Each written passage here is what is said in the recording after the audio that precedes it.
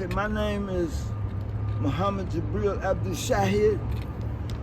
I was born Ronell Cloud Turley, 1947, December 5th, Chicago, Illinois.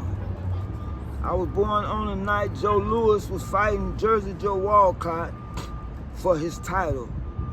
Joe Louis had got beat by Jersey Joe Walcott the first fight. Jersey Joe Walcott was the oldest man ever to win a heavyweight championship.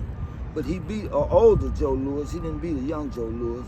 But anyway, this night, December 5th, 1947, was the rematch. And I was born. It was a Friday night, around 11 o'clock at night. That's what they tell me. So, I was in an orphanage because at the time, from what they told me, my mother was too young to keep me, and she didn't have no way to take care of me because she was kind of like, had fell out with her mother, my grandma, because of whatever they was going through. So my mother was only 18 when she had me. She was in her senior year of high school when she got pregnant with me. She was playing music in her high school band on the south side of Chicago. She was playing music in Inglewood High School and DuSable High School. Now this was like in 1945, 46, 47. I was born 47. So she had to drop out of school because she got pregnant. And my grandma finally came and got me because my grandma wanted my mother to fill out papers giving her custody rights. My mother wouldn't do it. But anyway, I'm just telling my story. That's all I'm doing, I'm telling my story. So, my granddaddy and them was gangsters. So they went and got one of their attorneys to draw up some papers saying that for the time that they would keep me, whenever my mother tried to come get me, she would have to pay for every day that they kept me. So they come and got me out the orphanage. And to this day, it was so traumatic for me as an infant, being in that place. I still remember that room that I was in. I still could see it so clear in my mind because I didn't have no mother. I didn't have no mommy. I'm just a little infant by myself in this strange place, you know? And the lady who ran the place was a friend, though, of my grandma. My grandma knew her. Her name was Miss Rose. So I imagine, I don't know, I guess my grandmother and them used to come and visit me and stuff like that. But finally they came and got me. And so I lived on the north side of Chicago on Oak Street right off Orleans. And I lived upstairs as a little infant, upstairs over. My grandfather had a first cousin named Tom Payton. Tom Payton had the pool room and the gambling house downstairs and the after-hour joint downstairs in the basement. And that's where I grew up. I was shining shoes when I was 4 years old, 5 years old, outside the pool room. They bought me a shoe shine box. I used to keep my bicycle in the pool room. So I grew up around all that kind of stuff. And music, because my mother gave me her horn, I guess, that she had in high school when I was about 4 years old. She gave me a trumpet. Time going on, time going on. We ended up moving from the north side of Chicago where we was living. We had to move because they built Cabrini Green projects. So we moved to the west side. From 7 years old on up, I grew up on the west side. I went to Farragut High School on the west side, 2300 Spalding Avenue. I went to a Catholic elementary school on Central Park and Cermak, 22nd, Cermak 22nd, same street. I went to Catholic school. So my grandma wanted me to know all about God. She had me in Sunday school every Sunday from the time she could take me out. I was at Sunday school every Sunday morning. Then she put me in Catholic school. And in Catholic school, the first class every morning is catechism, which is study of the Bible. So you're going to learn about everybody in the Bible. Jesus being the principal figure. Him, his mother, his family. May they rest in peace. May Allah's mercy be upon them. Now, so I learned that. So when I graduated from 8th grade, I was going to high school.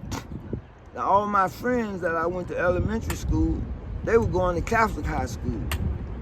I didn't want to go to no Catholic high school because I had trouble, a lot of trouble at that school with some of the students once, and one of the nuns one time. I was in the 7th grade. And there was another nun named Sister Clara Louise. She's a big sister, looked like she could have played football. And she had them rosary beads around her waist, and they was long. She'd be swinging them like this. And I think one time she slapped me. I was doing something bad. But this particular day, in my 7th grade, Sister Mary Clara Louise, I still remember her. The other big sister named Sister Mary Antoine, something like that. So I had to go to the bathroom. So I raised my hand. She didn't like me. She didn't like me. A lot of them didn't like me because I come to school sharp every day. My mama kept me sharp. My mother kept me sharp. Because my mother was going my mother had, boyfriends, give her money, everything. They bought my clothes, all kinds of stuff. I go to school sharp every day. Because in Catholic school, you had to wear a white shirt and tie, all like that every day. But anyway, some of them I feel, now that I'm older, they didn't like that, seeing a little black boy come out the hood like I was something special. I didn't think I was nothing special, nothing like that, but they was taking I feel like that. So I raised my hand, I'm trying to go to the bathroom, and she just gonna ignore me. Keep on, so I got up, I got to go. I'm not gonna embarrass myself and, woo, woo, woo. So I go to the door to go out the door. I said, I gotta go to the bathroom. She said, put your hand down. So I got up and walked to the door. I'm going out the door. She run up behind me and slapped me. I slapped that thing off her head. And I went on, and then I went on down to the bathroom. Now, when I come up out the bathroom, here everybody's standing on the stairs. They want me to come to the office. Well, that was just one experience I had there. So my grandma come up there, and, my grandma told him, you know what my grandma told him. But anyway, I finally graduated. I was an altar boy, a choir boy, all that. So I really learned that, Catholicism. I know all about the Pope in Rome and I know all about all of that. They tried to recruit me to be a priest. My grandma said, oh, no. Yeah, the Knights of Columbus, all that. I know about all that stuff. I used to be with the priest when we served Mass, give the people Holy Communion, all that. We used to drink the wine, the priest leave. I worked with a boy one time. He was an older boy. He was in the 8th grade. Some kids is bad. And when the priest leaves the sanctuary, we be served the last Mass was like at 12 o'clock, 1 o'clock. He drank the wine.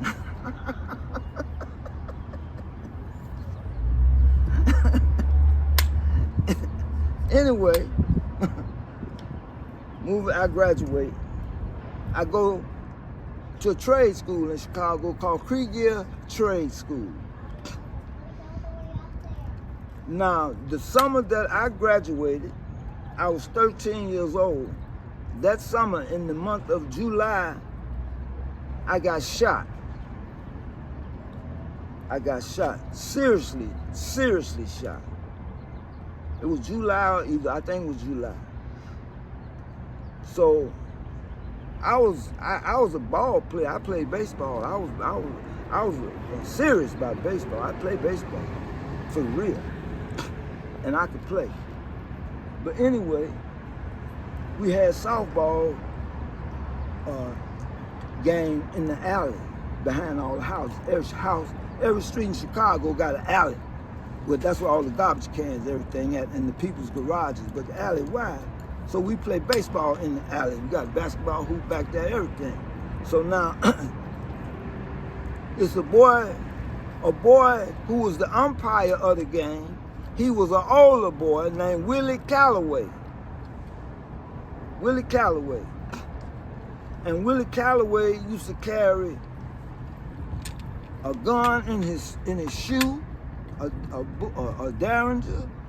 He used to carry maybe two daggers and another pistol, because the vice lords had caught him one time and beat him up real bad. So I'm from the west side of Chicago, very gang oriented. Your politics had to be right, and you had to know where to be and when not to be where, and all that. So they beat him up real bad. He had a half a lung or one lung or something like that.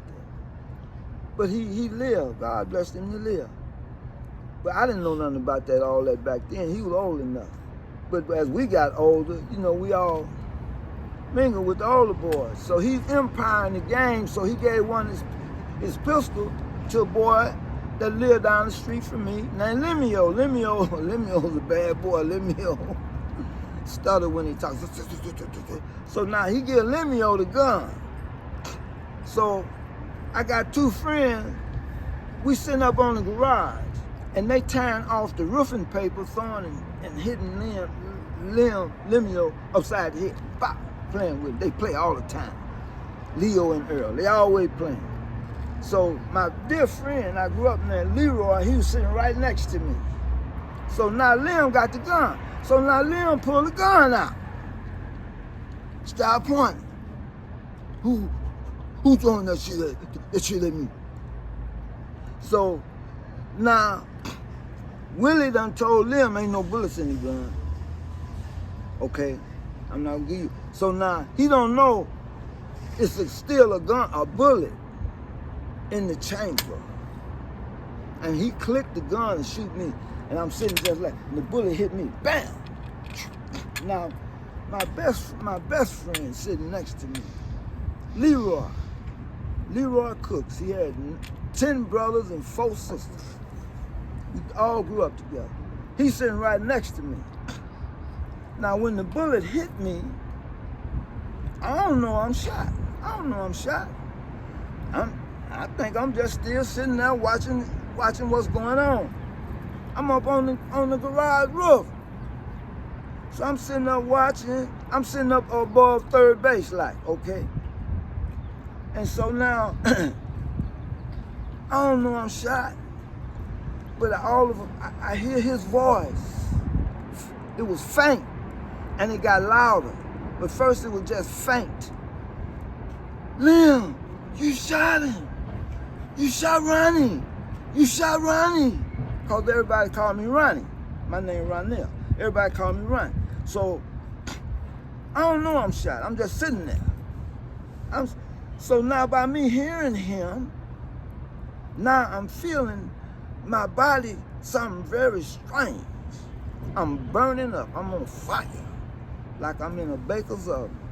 So, I'm an athlete. From the crack of the bat, partner, listen, I'm on it. So I jumped down off the garage and I'm running in the blind. I got to go between 2 houses, across the alley, through 2 houses to get, I'm living right across the street. I'm running blind. I'm just running from memory. And I'm 13 years old. And so I remember opening my eyes in the middle of the street. I was right over the manhole cover. I'm running. And I look at my hand. In my hand, the blood was thick like ketchup, looked like it was purple. And I'm hollering, Mama, Mama! Everybody on the block hear me. My grandma, she hear me. Everybody in the building come down. Here I come up. Mama, I'm shot. I'm 13 years old. So she grabbed me. We was bad. We was all bad. We was fast. We was grown, but we was young. So she grabbed me and set me down in the doorway, our doorway, inside the little hall. So now I'm burning up, man. I'm so hot, like I said, I feel like I'm in an oven. And so now I keep asking for water. And Miss Martha, my aunt live upstairs, she said, no, don't give him no water. Don't give him no water. Get the cold, wet towel. So they started patting. Now they done call the police, the paddy wagon come. So now everybody, it's like I'm in the bottom of the ocean. Everything done turned deep blue and everybody starts floating. Everybody starts floating around me. Like everybody just starts floating and I'm fading. So the paddy wagon, the police put me on the stretcher. When they brought me out into the sunlight, my hearing came back. My vision came back. And the pain came back. I could feel it. So I had just graduated from Catholic school, things like that, so I knew how to pray. I said my prayers, you know, Catholic prayers and stuff like that, been taught. My grandma said, say your prayer. So they get me to the hospital. So I stay in the hospital about 2 weeks, you know. The bullet missed my heart like that. Real talk, like that. It hit me here and dived straight toward my heart, and right that close to my heart, it turned and came out my back. And I was so little, I ain't weighing nothing shit about 110 pounds. So what? The doctor said if somebody been sitting directly behind you, it would have hit them. It went straight through me. It didn't hit no vital organs, but it did go through my lungs. Well, I get out the hospital, I go to high school. Now I'm in high school. I'm 13, I'm graduating, now I'm going to high school. So first I went to Kriegel Vocational High School on Wood Street in the Medical Center now in Chicago. All boys school. I wanted to be an auto mechanic. So I'm getting mechanic shop. Then I learned drafting and everything. I remember all my teachers. One of them, now I'm just telling my story. Okay, that's what I'm doing. So now, one of my teachers' name was Mr. Andrew, and he used to play with us, talk about our mothers and everything. Boy, did you see my shoes and your mama's closet, all that kind of stuff, right? So one day he asked me a question. I raised my hand. It was science class, and it was something about the planets. And so I raised my hand to answer the question. He said, yeah, what's the answer? I said, that was your mama.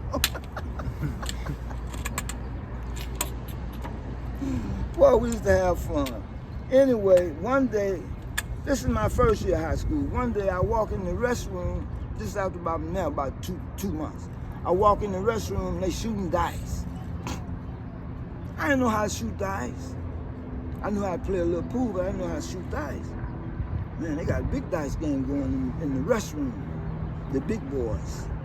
Some of them was in my homeroom, Pierre and Charlie, and I still remember them guys. But anyway, I'm just telling my story. So I end up anyway transferring from that school to Farragut High School. Farragut High School is the same school Kevin Garnett went to. And some other great athletes come up out of Farragut on the west side of Chicago. Anyway, I go there because I'm tired of being around all these guys. I want to be around some girls. I like girls. So While at this school, it's a restaurant. Well, not really a restaurant, it's a store. You know, and he sells cigarettes and sandwiches and burgers, and they got a jukebox in there. All the big kids come over there and they dance. They dance. It's big enough where you could dance. Okay, woo. And so it was the spot. And I be over there. I cut class. I go over there. I'm hanging out. I love to dance. I love music. You know, I grew up around music. My mama knew. So anyway, the police come through.